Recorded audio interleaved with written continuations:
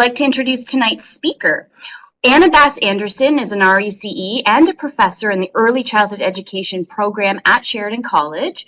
Anna has been working in the early learning and childcare sector for over 30 years. She has a diploma in ECE from Algonquin College and a bachelor in early childhood education from Ryerson University, as well as completed graduate studies in human development and applied psychology from OISE. So her research interests and continuous professional learning goals are focused on children's mental health and the effects of attachment. At Sheridan, her teaching is focused on human development. Pardon me.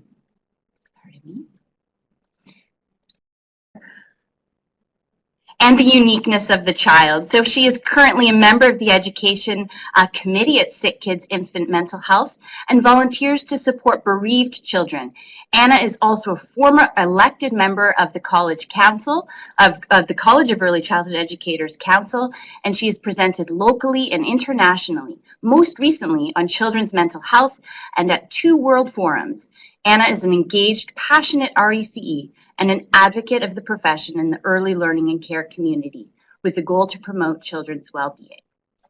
So without further ado, I'd like to introduce Anna. Thank you, Anna, and welcome. Getting there. Hi there. Hello, everyone. Thank you so much for taking the time to be with me tonight as we share this webinar on children's mental health. And thank you so much to the College of Early Childhood Educators for giving me the opportunity to speak this evening on something that I am very passionate about. Hopefully tonight I can a little bit earlier. The overview of tonight is going to, we're going to look at defining mental health. We're going to look at stress and the effects it has on the children. We're also going to take a look at the impact of the environment, some of the causes of stressors, and then we're going to get into the practice. So what does that actually look like in a child care center, when you're actually working with young children? And I have some lovely, lovely videos that I'm going to be showing you, and I'll introduce them to you as we come along, as we move along tonight. And then finally, the conclusion. So when we talk about health and well-being, we don't, it's not just limited to the physical health. It also includes the mental health of the young child. And as it was, it's not moving forward, let me just make sure. Slide, okay. Sorry, just these little glitches. I think we're gonna get them all straightened out before we, as we move along. So as mentioned, we're going to be looking at Standard 3, which is the safety, health, and well-being in the learning environment. We're going to be particularly focusing on numbers 1 and 2, but it doesn't necessarily mean that we're going to be ignoring numbers 3 and 4. I'm not going to read these word for word. You could always take a look at them again in your Code of Ethics and Standards of Practice, but they are there as a reference for you if you choose to review this webinar on the YouTube channel later on. So let's get started. As I said, we're going to define mental health. So there's so many different interpretations of what mental health is. When somebody hears the word mental health, sometimes it's confused with mental illness, sometimes it's confused with being something that's a negative. But mental health is not always a negative thing. I found this definition here by Weston, and I thought that this one was probably one of the most relevant to what we do as early childhood educators. So I am going to read through this one so that we can all have a sense of where we're coming from with mental health. So children's mental health is the developing capacity of the child to experience, regulate, manage, and express emotions. It's also about forming close and secure interpersonal relationships, so that whole attachment thing, which we're going to be talking about a little bit later. And also explore and master the environment and learn it all within the context of the family, the community, and cultural expectations of the young child.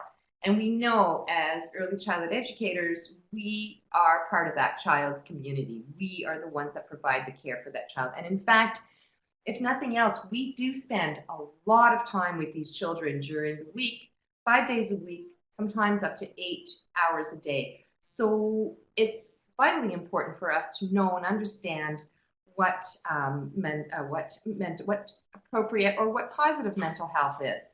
Just a quick slide, was kind of in my own words. I wanted to give an obvious difference between mental illness versus mental health. So mental illness could be the result of either a compromised biological nature, so maybe something that you were born with, or it could have been, you could have acquired mental illness due to some adverse environmental settings. So some things that might have happened to you when you were younger or when you were older. Mental health, which is really what we're going to be talking about today, is about growing up in a positive environment where children develop a healthy sense of self and well-being. And it's not coincidental that that is what we also have in our Code of Ethics and Standards of Practice. And it's a healthy psychosocial development. And we, as early childhood educators, as I said, have the ability to provide this positive environment for these children. So to be able to do this, I found, and I put together a list of 3, I guess maybe the most important considerations, which is knowing about the development of the actual child, creating the positive environment, and also one that sometimes we tend to forget is our own personal reflection about how we present ourselves to the children as well as part of that whole environment. So before we look at how do we provide or support children in their mental health in the early settings, I felt it was necessary for us to learn why, or to get an understanding of why we need to support the mental health. So I'm going to present to you a little bit of information about brain development. And some of you are going, oh my God, brain development again. But it's not going to be anything in depth. I'm not a neuroscientist, so I'm not going to be throwing any big words or any complex understanding. I'm hoping that I have it at a level where we can all grasp what the importance is in regards to the brain development. And then once we have that understanding, I think then it will come easier to us than to know why we do the strategies that we do and how we work with the young children. So when you take a look at this slide, you see that there's an identification of 2 brains here. We have the emotional brain and a thinking brain. The emotional brain is part of the brain that we immediately feel something. We go into the environment and someone gives us a big hug. We feel this sense of attachment, this sense of love. And then it's translated to the thinking part of the brain where we process that information and we say, ah, yes, this is my mommy, or this is my educator. So the feeling part of the brain is the first part that takes in the information. We tend to pay closer attention to the thinking part of the brain. This part is probably more the part where we would look at, learning colors and what your numbers are and so on. But in fact, we should be paying more attention to the emotional part of the brain, which really, when we want to use more professional terms, it's called the limbic system in the young child. And every one of us has a limbic system where we feel, we get these feelings, and then it's translated to the prefrontal cortex of the brain, which again, as I said, is called the thinking part of the brain. So, so how does the actual environment affect the feeling brain? Well, the emotional brain takes in and absorbs everything that the child experiences in their environment. So they watch something on television and get a sense of feeling of being scared or a sense of comfort. They go to the dentist and they might get a feeling of being scared. So all of these things, the emotional part of the brain is the first part of the brain that receives everything from the outside. You guys might be seeing where I'm going with this already. So taking a look at this next slide, we see, and it reads, how does the environment affect the feeling brain? Well, believe it or not, it's a biological thing. What happens is that just above our kidneys, we have these glands called the adrenal glands. And these glands produce hormones. And those hormones are produced when we have an intense feeling or any kind of feeling. Those hormones are actual physical hormones that are then pushed up to the feeling part of the brain. The feeling part of the brain then reacts to what it's sensing in the environment. If it's sensing something that is positive, then those hormones start to quiet down. But if that child is feeling something that they might be frightened, those hormones continue to be produced and produced and produced. And so then the feeling part of the brain gets overloaded with all of these hormones, and none of them is going to the front part of the brain. So all these hormones are now stuck in that feeling part of the brain, and the child then becomes either frightened, unsure, they become scared, and sometimes they become aggressive in defense of just not knowing or not being able to process some of that information. So, so when the body becomes stressed, because of the environment, it produces hormones that could overload the emotional control center of the child. And the child reacts with either fight, flight, or freeze. And this next slide will show you a few examples of what these fight, flight, or freeze reactions might be. And again, this is because there's just too many hormones that are being produced and pushed into the feeling part of the brain. And the brain doesn't know what to do or how to react. So then the instinctive nature of the individual kicks in. And we all need that instinctive nature, because if we see a car coming, our instinct is to run away. Clearly that we need that. But to have it on overload all the time for young children can do huge damage to the child and can create a mental illness, as we said. So these are kind of the kind of things that we want to avoid the child from experiencing. So things like flight. So let's say the child has a reaction to fight. So the child will become defensive, argumentative, negative, reactive. They might have angry temper tantrums. If the child reacts in a way that's flight, they'll run away. They won't deal with anything. They'll be always hypervigilant, which means they're always checking their environment to make sure that nothing's going to harm them. They might become anxious. They'll be fearful. Or they might freeze, so they just shut down all their emotions. And they don't react to anything. They shut down to their learning. They disassociate themselves with everything. So these are reactions that could occur in extreme cases if those hormones continue to be produced in the feeling part of the brain. Now, stress is not always a negative thing. Sometimes stress is a good thing.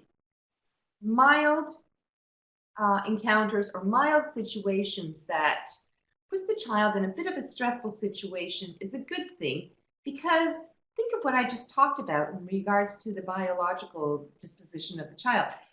The hormones will be produced because the child has a bit of stress, but once the stress is over, he knows how to allow those hormones to just settle again and then get back to a place where he's feeling comfortable. So if you look at the slide, I have 3 circles. I have positive, tolerable, and toxic. So the positive looks at brief increases in heart rate, mild elevations of stress hormone levels.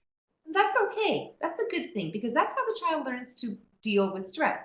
Because as we get older, we all have to learn to deal with stress. And young children, this is where it starts. But tolerable stress, this is a time when there's serious temporary stress responses buffered by supportive relationships. Things like there might have been a death in the family, or there could have been a tragedy that occurred in the family. If there's someone there to be supportive of their this incident that occurred with the child, it helps the child again to settle all of those stress hormones that are building up in his body. Now, the poisonous one, rightfully identified as being toxic, is the stress that children endure day in, day out, where there's no relief of the production of these stress hormones. And you can imagine what's happening to that child's poor little brain. The feeling part of the brain just continues to get bigger and bigger and bigger and bigger and filled and filled and filled with these hormones. And the frontal part, the thinking part of the brain, doesn't actually get developed anymore. It's only the part of the brain that's purely feeling oriented. And this tends to be with when grown-ups, when they get older, they tend to react a lot more on their psychosocial, or a lot more based on their emotional side rather than their logical side or critical thinking, because they haven't had a chance or an opportunity to actually utilize the frontal part of the brain. I have a little video, and I'm going to introduce these children to you in a minute. But here's a video of Nathan experiencing just a little bit of stress, and watch how he overcomes the situation. Thanks, Jennifer. Could you play the video?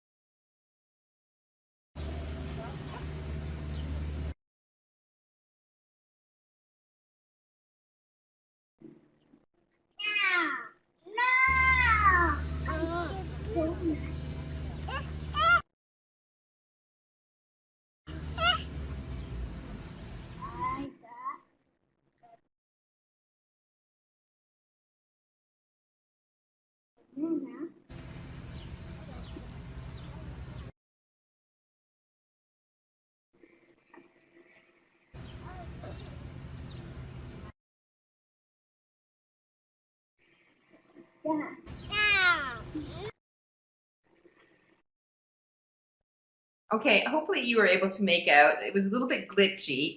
Maybe the following slides won't be quite as glitchy, but you could see how. Sorry, that was Nathan, who felt a bit of stress when his friend came by, and he wanted to own that I guess that climber thing. And he showed a bit because he pushed his friend away, and he wanted to have that slide by himself. Nobody came in to save him. He was able to resolve that issue on his own. Okay, so I'm just going to give you a moment just to maybe type in a few little words, sentences, to say what do you think could be a cause for some of the stressors for children? What are some of your thoughts on that? Just having gone over this kind of quickly. I'll just give you a moment to write. I'm seeing people write routines and busy times of the day. Transitions, so true. Being tired. Exactly. Other children, so true. So there's so many things in that child's daily activity and daily interactions when that could cause them stress. So just thinking about, again, how those hormones are being produced in their little bodies and what can we do to help support them. So thank you so much for all those people that entered their thoughts about what could cause them stress. So keep those in mind as we continue on through the rest of the webinar, and think of how you might be able to help support those children so that the stress is not intolerable, so that they can maintain, so that they can bring down their stress level. So this next part is going to feature a number of videos, and one of them you just saw from one of the little guys. And I was very, very lucky to be able to spend a better part of the morning with my colleague and friend, Liz Allen, who runs her own childcare center. She cares for a number of children, and that day there were 4 children that were there. Harvey, Levi, Nathan, and Owen. And they allowed me to videotape them as well as the parents. I'd like to thank them very much for giving me the opportunity and giving me permission to take their children as they interacted on that beautiful day. So the first component that I wanted to take a look at in regards to what we should consider when we're looking at supporting children's mental health is self-regulation. Taking a look at this slide, you can see that in the center, you can read, it says optimal and self-regulation. So really, optimal and self-regulation is where we want the child to move back and forth from. So it's not about always keeping that child in optimal regulation. We'd like the child to get excited and then bring them back down. If the child is very quiet and not participating and always seems to be away from the other children, we want to bring them up to being more optimal regulation. So these are called hypoactive states, which is the state of being very quiet and drowsy and not really participating, to the other end, which is the hyperactive state. And I don't think hyperactive requires me to give you any explanation if you've worked with children. As I have, we've all seen children that have had hyperactive states. But what we really want to do here is to help children become more to move from being in a hyperactive state to a more optimal state, and vice versa, from hypoactive to becoming more optimal. Again, regulating up and also regulating down. So it's kind of like on a spectrum. It's not being in one place versus the other. Watch this next little video. Here you're going to watch how Owen and Nathan are looking forward to getting some dandelions from Levi and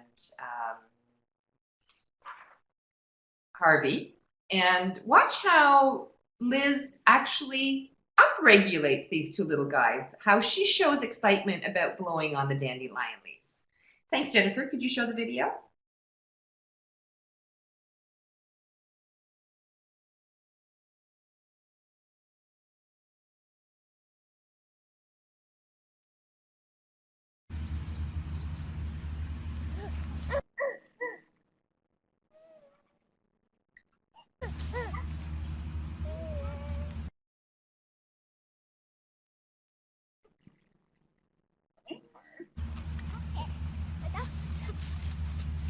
Thanks, Harv.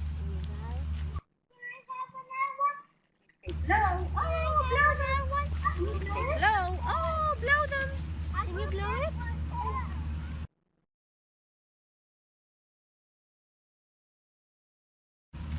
Blow. Blow it. It's tickly. Know it. You got one? Are you going to blow that one? Yeah. Okay, go. It's tickly. Blow it. Come on. Shake, shake, shake. Shake, shake it, shake it. I got one. You got one? That works too, doesn't it? When you shake. Okay, so did you notice how the little guy was, he had a little bit of a smile? You could see how he was beginning to upregulate himself a little bit more. And it was because of the RECE, Liz, who helped them to upregulate so that he would get a feeling or start producing some of those hormones that are within him, the feeling hormones. So this next video, this next slide. So you're thinking back to the emotional brain. So how do you think that this affected the emotional brain? How do you think that upregulating them, what would have that done to the emotional part of the brain? It would have increased the number of hormones that were produced in the adrenaline gland, which is also a good thing because children then experience different kinds of feelings. So self-regulation can reduce or increase the stress hormones in the young child. The next one, I don't actually have a slide for it, but it is for the independence. So children for independence and autonomy. Again, this is not a theme or a curriculum item that you should be prepared for. The independence is about spontaneously helping or supporting children in demonstrating or having them demonstrate their own independence. This gives them a sense of self-worth. It gives them a sense of empowerment. This next video, you'll see all four of the children after they come in from outdoor play, and watch how each one of them is demonstrating their own autonomy, and watch also how Liz helps those that she encourages them, but not beyond what they're capable of doing, because we don't want to cause stress in the children, but we do want them to give a little bit of a challenge of what they're doing. Jennifer, could you play this video, please? Thanks. It's about, pardon me, it is, I have the length of the video. It's 55 seconds, so let's watch this 55-second video.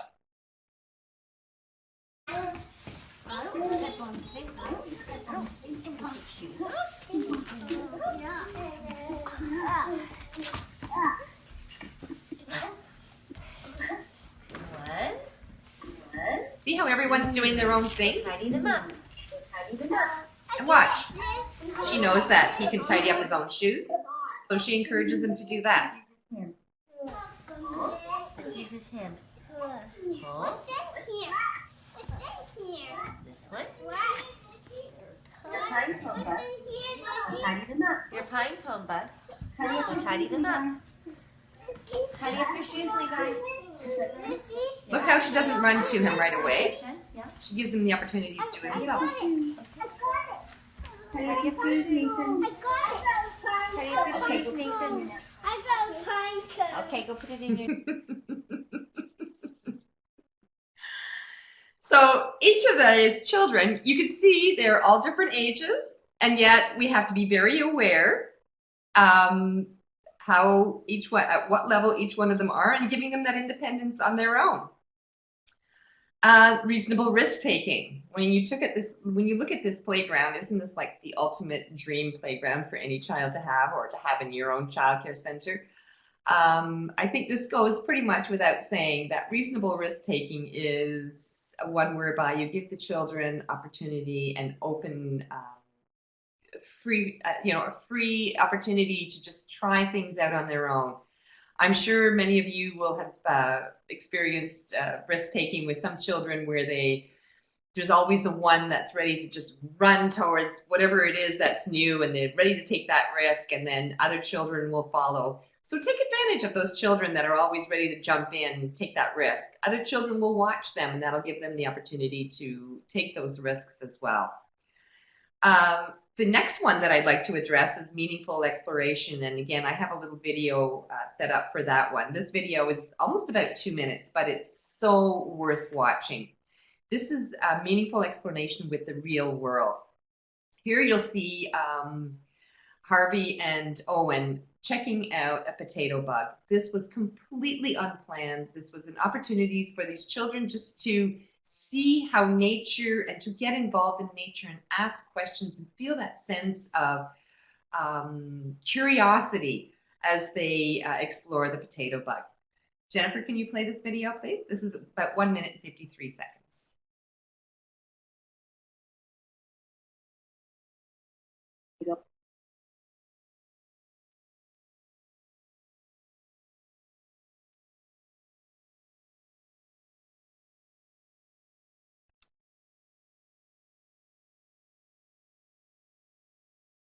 Be fun. Now, yeah? We saw a snail yesterday and he had a shell. And he was slimy. A snail? Yeah. We saw a snail yesterday and he had a shell and he was slimy. That one I like it. He rolls into a ball. looks different. What do you think that one is? I don't know why. It's a potato bug. I like him. Now he's in a ball. See? He rolled up his ears. He rolls into a ball if you touch him and he gets scared, he'll roll into a ball. If I could.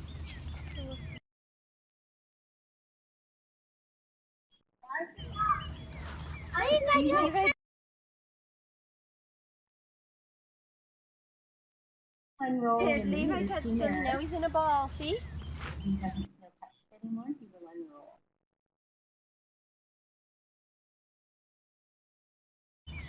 He rolled up. He's scared. From Levi. Why is he not?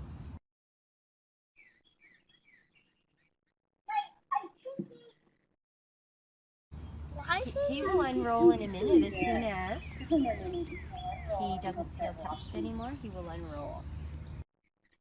It's not rolling anymore? Wait, I see.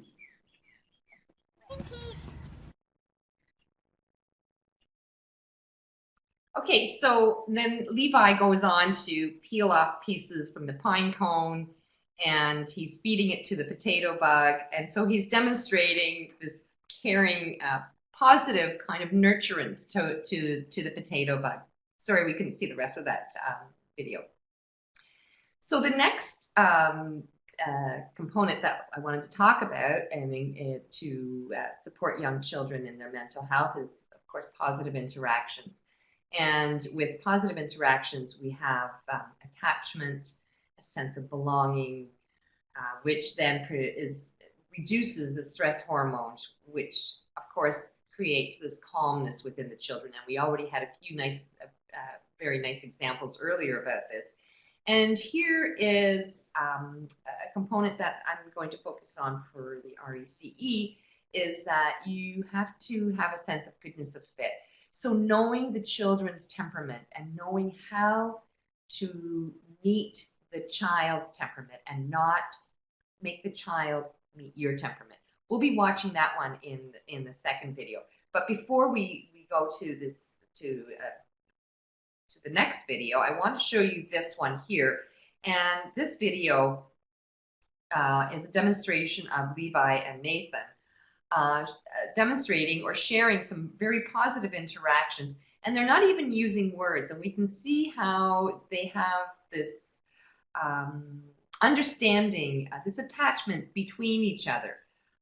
Watch how Liz verbalizes what the children are doing. But as they're trying to hold hands with each other, they clearly have a sense of attachment with each other. Jennifer, can you show? It's only 23 seconds. Jennifer, can you show this video?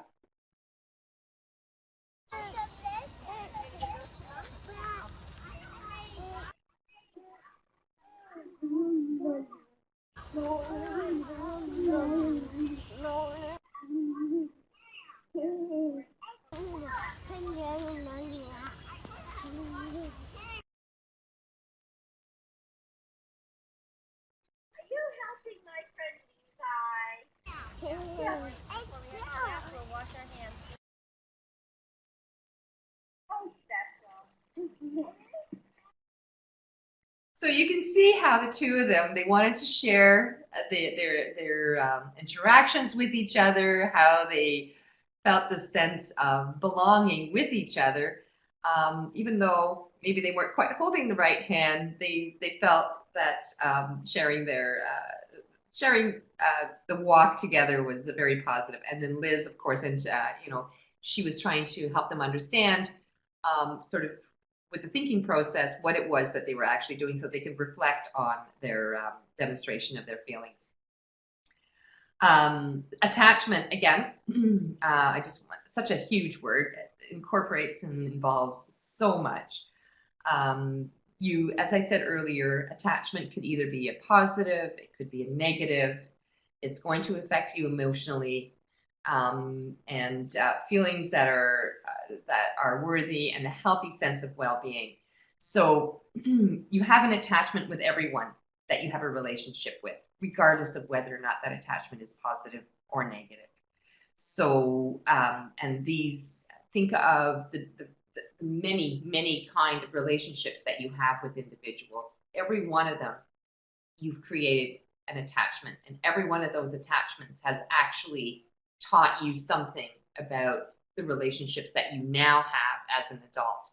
And so for young children, for them to have positive attachments in their present world, in their world that they are in right now, will provide them with positive mental health in their future relationships.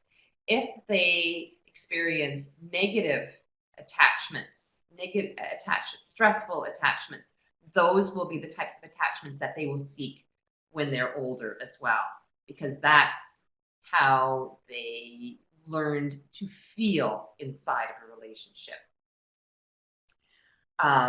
So creating a positive attachment with children will give them the feeling that they are worthy and a healthy sense of well-being.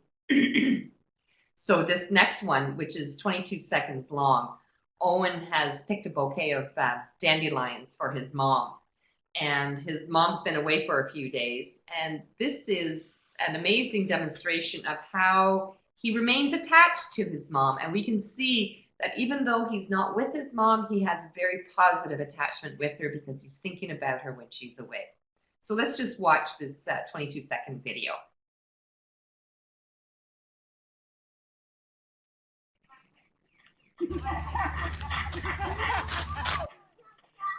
Owen, what have you got here?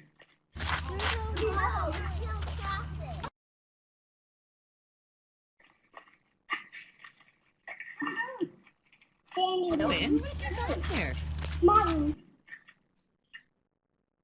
Every day you pick a bouquet for Mom, don't you? See how proud he is? And that's his way of remaining attached to his mom. And I'm just going to have one more little video here, and it's showing how Liz is in tune with Levi. This video will show you that Liz has goodness of fit with Levi. So she's meeting Levi's personality. So let's show this one. It doesn't take much. You going again?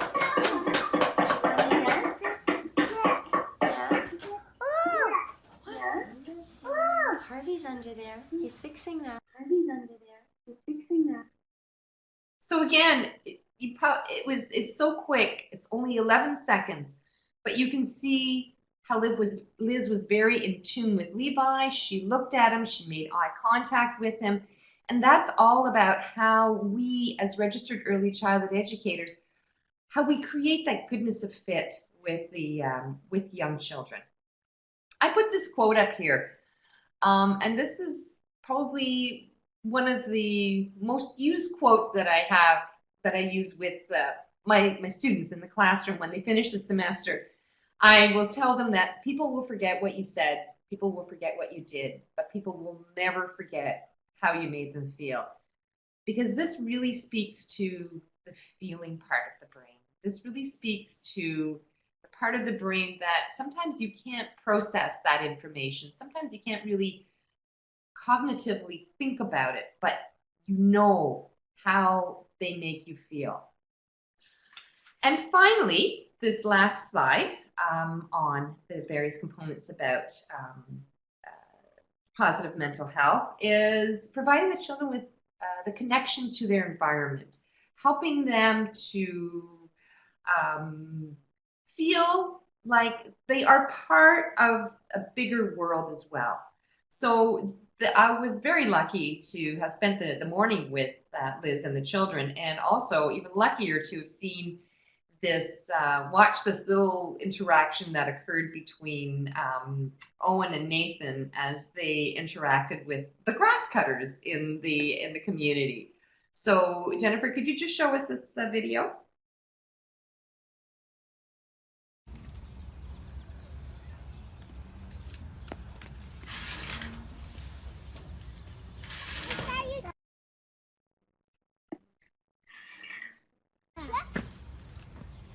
Is that your truck? Yeah.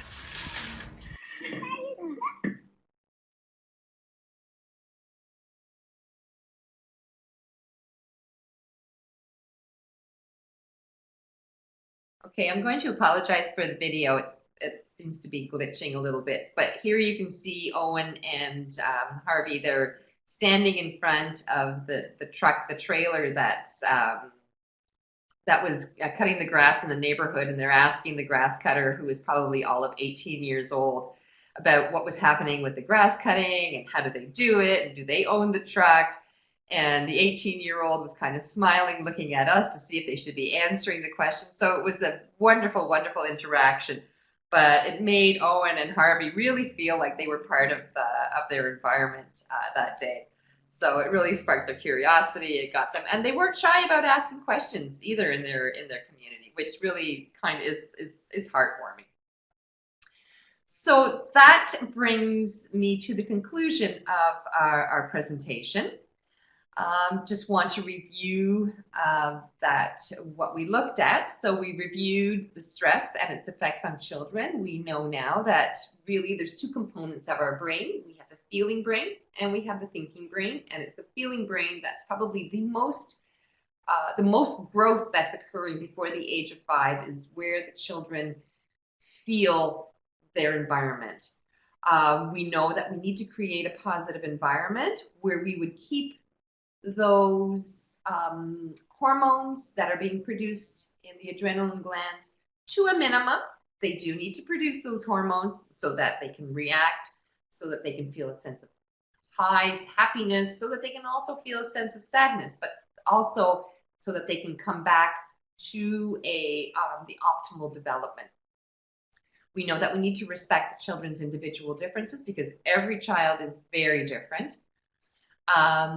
The children will respect their physical environment, and also taking care of yourself, knowing that you need to self-regulate yourself as well, and so that you can show and become a positive example to the children. And also your responsibility to have that wonderful goodness of fit with the child, with all of the children that you work with. So that concludes my webinar for this evening. I think, Melinda, we might be taking some questions, or you might be taking some questions at this point. Before we carry on any further, I just want to say thank you to all of the people that were able to help me put this webinar together. I really appreciate it. Wonderful. Thank you so much, Anna. That was a fabulous webinar and lots of great bits of information that I think will really get people to do their own work, their own self-reflection, their own research and investigation into the topic. I did want to note, for those of you that were having trouble seeing the videos, it will be posted as part of our recording on our YouTube channel, on our website, so you shouldn't have any trouble seeing those videos as part of the recording.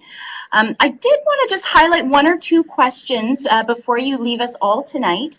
One question early in the presentation was really about strategies and any advice that you may have to really support children or how to respond to children who are having a very strong reaction maybe to, like, let's say, a gentle reminder, or having a strong reaction to some redirection strategies. One question was, how to support a child who's maybe going from one extreme to the next when they're negatively responding to please don't, and I quote, hurt your friend, that hurts them, and then the child, let's say, runs away immediately, or isn't willing to sort of be part of that interaction.